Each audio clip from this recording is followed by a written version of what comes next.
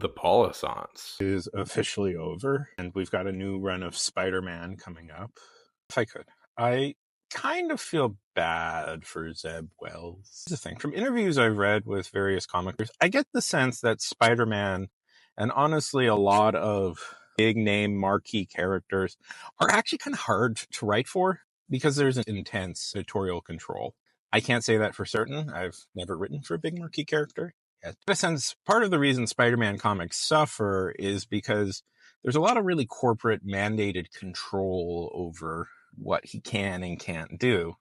That's why alternative universe versions of him seem to be doing a lot better, because they don't really care as much about the mainline things.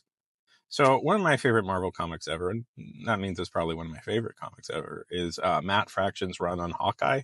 A character that, sure, I didn't hate, but he wasn't exactly my favorite.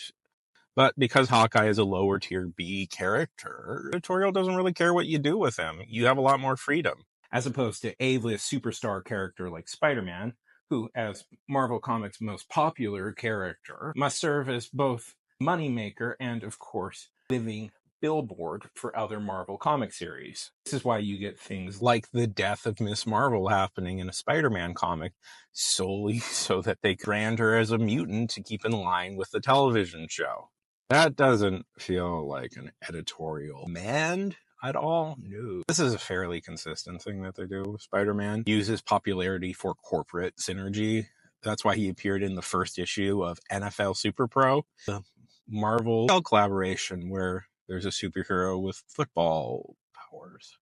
I also think this is an issue with hiring TV guys to write comics. I could tell immediately that Zeb Wells is a TV guy. Listen, Paul as a character might seem inexplicable in comics, but this is a pretty common archetype in TV comedies. The storyline is there's a will they won't they, and one of the won't theys starts dating a new person who is perfect and is too nice.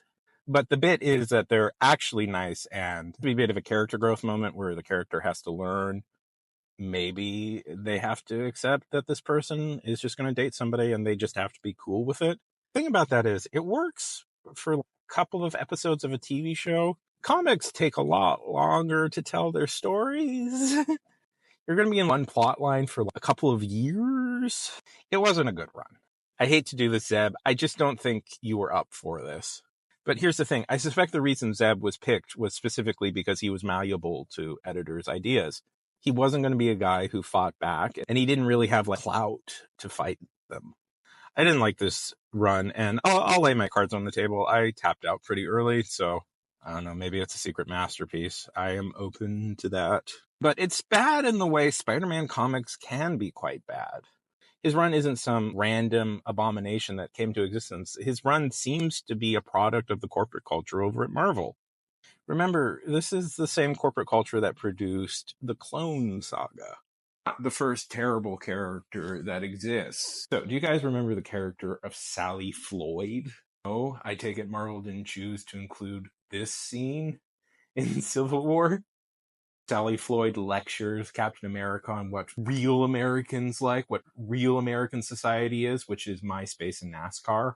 Believe me, Paul is not some sort of glitch in the Matrix. Will be Paul's in the future. Trust me. I was trying to put myself into people's shoes, and I imagine how heartbreaking it is.